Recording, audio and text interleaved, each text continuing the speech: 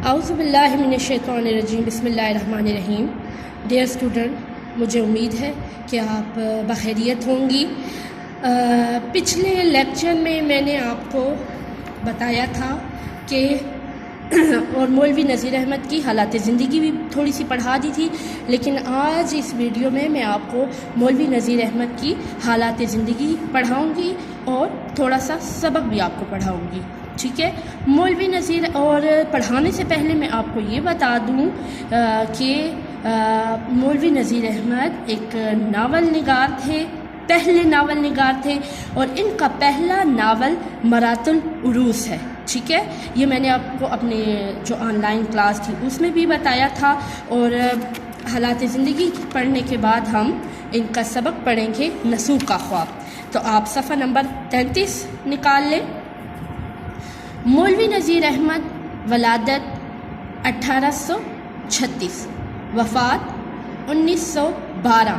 اب آپ اس طرح بھی کریں کہ جو اہم جو نکات ہیں آپ ان کو انڈر لائن کرتی جائیں، کیونکہ معروضی سوالات آپ کے جو ہیں وہ انہی کی حالات زندگی میں سے آپ کے معروضی سوالات آتے ہیں۔ نذیر احمد ضلع بجنور کے ایک گاؤں ریہڑ میں پیدا ہوئے۔ ابتدائی تعلیم اپنے والد سے حاصل کی۔ کم عمری میں دہلی آ گئے۔ یہاں مولوی عبدالخالق کے مدرسے میں عربی کی تعلیم کا سلسلہ شروع کیا، یعنی انہوں نے یہاں پر عربی کی تعلیم شروع میں حاصل کی۔ خوش قسمتی سے سرکاری خرچ پر دہلی کالج میں داخلہ مل گیا۔ تعلیم سے فارغ ہونے کے بعد عملی زندگی کا آغاز بطور مدرس کیا، یعنی جب یہ اپنی تعلیم سے فارغ ہو گئے تو انہوں نے درس و تدریس کا سلسلہ شروع کیا، اور مدرس کا مطلب ہے پڑھانے والا۔ 1857 کے ہنگامے میں ایک انگریز خاتون کی جان بچائی۔ اس کے صلے میں کانپور میں ڈپٹی انسپیکٹر مدارس بنا دیے گئے، یعنی دیکھیں جتنے بھی مدرسے تھے ان کا جو ہیڈ ہوتا ہے ان کو اس وقت کانپور کے ڈپٹی انسپیکٹر مدارس بنا دیا گیا۔ انہوں نے قانون انکم ٹیکس اور تعزیرات ہند کا انگریزی سے اردو میں ترجمہ کیا۔ قانون انکم ٹیکس یعنی انکم ٹیکس کے قانون کا، اور تعزیرات ہند یعنی ہندوستان کے قانون۔ آپ ساتھ ساتھ ان کے معنی بھی لکھتی جائیں تو آپ کے لیے بہت ہی آسانی ہوگی۔ پینسل آپ اپنے ہاتھ میں رکھیں۔ تعزیرات ہند یعنی ہندوستان کا قانون، ہندوستان کے قانون کا انگریزی سے اردو میں ترجمہ کیا۔ یہ ان کا بڑا کارنامہ تھا۔ ان کا یہ عمل انگریزی حکومت کو بہت پسند آیا اور انہیں تحصیلدار بنا دیا گیا۔ تحصیلدار محکمہ مال کا عہدہ دار۔ بعد میں وہ ڈپٹی کلکٹر کے عہدے تک پہنچے۔ ڈپٹی کلکٹر یعنی جمع کرنے والا، جیسا کہ نام سے ہی کلکٹر ظاہر ہے، یعنی ان کو عدالتی اختیارات حاصل ہوتے ہیں۔ انہیں انگریزی حکومت کی طرف سے شمس العلماء کا خطاب ملا۔ شمس العلماء یہ برطانوی حکومت سے برطانوی حکومت ہند کا خطاب جو عالموں کو دیا جاتا ہے، ٹھیک ہے۔ برطانوی حکومت ہند کا خطاب جو عالموں کو دیا جاتا تھا، اس وقت ان کو شمس العلماء کا خطاب دیا گیا۔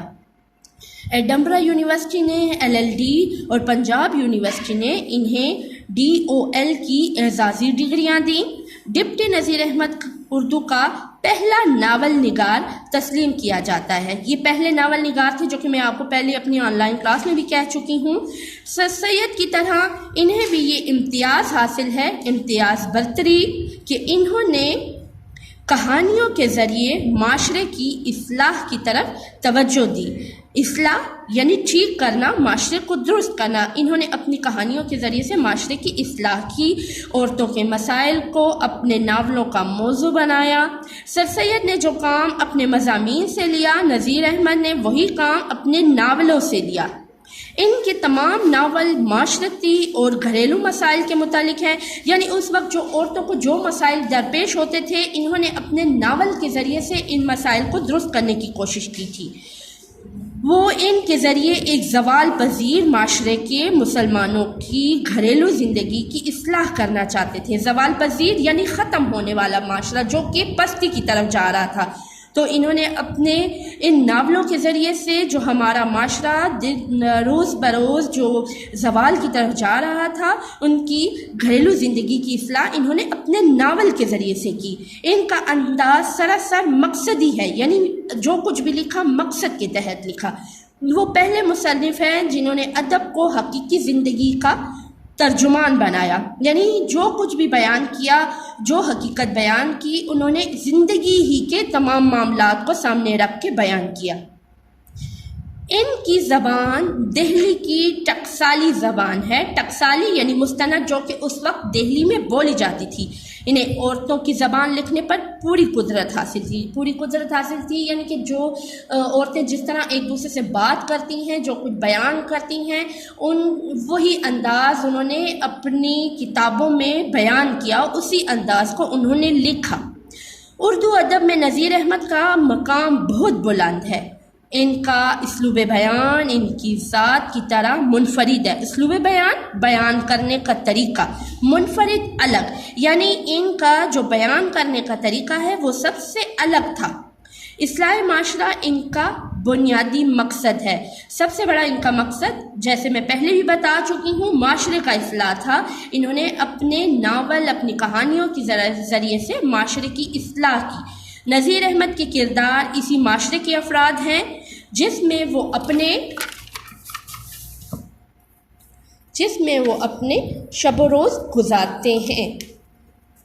حقیقت پسندی ان کے اسلوب کی نمایاں خصوصیت ہے۔ اسلوب، انداز، خصوصیت، خاص بات۔ بقول مولوی عبدالحق، ایک مسلمان پڑھنے والے کو رہ کر یہ شبہ ہوتا ہے، یہ شک ہوتا ہے کہ کہیں اس کے خاندان کے راز تو نہیں کھل رہے، یعنی کہ یہ وہی کچھ بیان کرتے تھے جو کہ ہم جیسے عام لوگوں کی زندگی میں جو کچھ گزرتا ہے، جو کچھ ہوتا ہے، اور ہم جب ان کی کہانیاں پڑھتے ہیں تو ایسے لگتا ہے کہ جیسے یہ ہماری کہانی ہو۔ تو مولوی عبدالحق نے کہا جیسے مسلمان جب بھی ان کا ناول پڑھتا تو اس کو شبہ ہوتا کہ کہیں یہ ہمارے خاندان کے راز سے تو نہیں واقف ہو گیا۔ ان کی تحریر میں جگہ جگہ ظرافت کی بہترین مثالیں مل جاتی ہیں۔ ظرافت یعنی خوش مزاجی، ہنسی مذاق کا بھی عنصر ان کے ناول میں پایا جاتا ہے۔ اب ان کی مشہور تصانیف کو بھی آپ ذرا دیکھ لیں غور سے اور نوٹ کر لیں، یا آپ نے سب کچھ یاد کرنا ہے۔ ان کی مشہور تصانیف میں یہ ہیں مرات العروس، جو کہ ان کا پہلا ناول ہے، بنات النعش، توبۃ النسوء، ابن الوقت، رویائے صادقہ، ایامہ، ترجمہ قرآن پاک اور ترجمہ تعزیرات ہند۔ 1912 میں انہیں فالج ہوا، جس کی وجہ سے فوت ہو گئے اور دہلی میں دفن ہوئے۔ یہ تو حالات زندگی تھی۔ اب ہم نسوء کا خواب سبق کی طرف آتے ہیں۔ نسوء کا خواب نثری اعتبار سے یہ ایک ناول ہے اور قواعد کی روح سے یہ مرکب اضافی ہے، یعنی کہ اس میں کا استعمال ہوا ہے۔ نسوء کا مطلب ہے نصیحت کرنے والا۔ اچھا، یہ سبق پڑھانے سے پہلے میں آپ کو تھوڑا سا یہ بتا دوں کہ اس ناول میں یہ بتایا گیا ہے کہ انسان صرف اس دنیا میں اپنی زندگی کو عیش و عشرت اور آرام سے گزارنے کے لیے نہیں آیا، بلکہ اللہ تعالیٰ نے انسان کے ذمے کچھ کام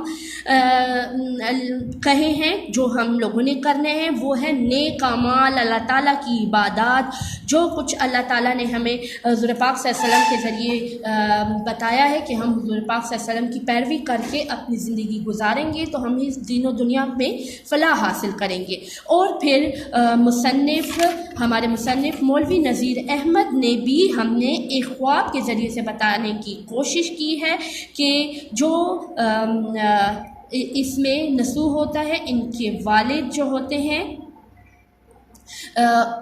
وہ ان کے خواب میں آتے ہیں اور بتاتے ہیں کہ انہوں نے حالانکہ وہ ایک نیک اور دنیا میں پرہیزگار انسان ہوتے ہیں، لیکن پھر بھی انہوں نے کچھ ایسے گناہ کیے ہوتے ہیں جس کی وجہ سے وہ اللہ تعالیٰ کے دربار میں حاضر ہوتے ہیں اپنے اعمال نامے کے ساتھ، اپنے گناہوں کے ساتھ۔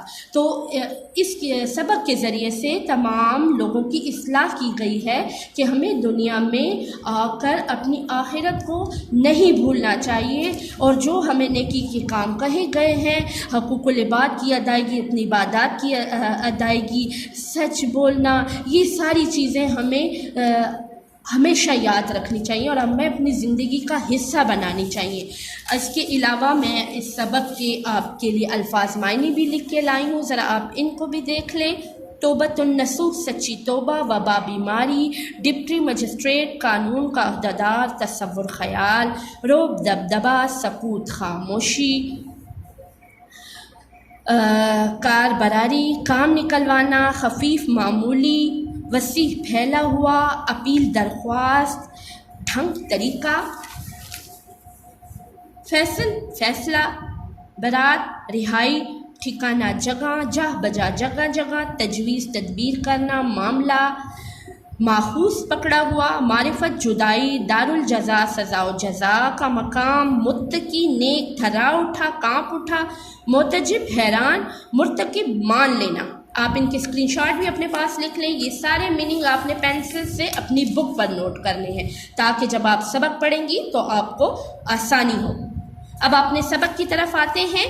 نصوح کا خواب، یہ اقتباس مولوی نذیر احمد کے ناول توبۃ النصوح کے پہلے باب سے لیا گیا ہے۔ توبۃ النصوح کا مطلب ہے سچی توبہ، باب یعنی ان کے اس حصے توبۃ النصوح کے ایک حصے سے لیا گیا ہے۔ اس ناول میں یہ تعلیم دی گئی ہے کہ انسان صرف دنیا کا ہو کر رہ جائے اور دنیا کا ہو کر نہ رہ جائے، دنیا کے کاموں کے ساتھ ساتھ ایسے نیک اعمال کر کے دنیا سے جائے کہ آخرت کی کامیابی بھی مل جائے۔ اور اس کا مطلب یہ ہے کہ دنیا میں ایسے ایک نیک کام کر کے جائے کہ دنیا میں بھی اچھی زندگی گزارے اور آخرت میں بھی اس کو کامیابی حاصل ہو جائے۔